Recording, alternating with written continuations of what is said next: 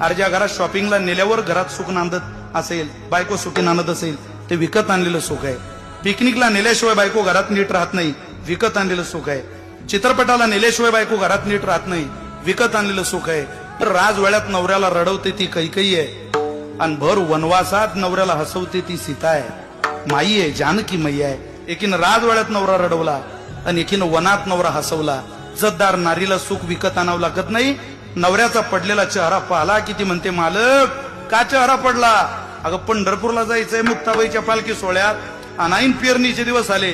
ती म्हणते, बाळ्यान आम्ही दोघं जण पेरणी करून घेऊ, 4 मजूर लावू, 8 दिवस कष्टाचे काढू. पण तुमची जर मुक्ताबाईबरोबर चालण्याची इच्छा असेल तर तुम्ही घरी राहू नका, पांडुरंगाकडे जा. मालक 2-4 दिवस कष्टाचे जातील, पण अख्खं वर्ष त्याच पांडुरंगाच्या कृपेनं सुखी जाणार आहे. हिला सुखाला जन्म देणारी स्त्री म्हणतात.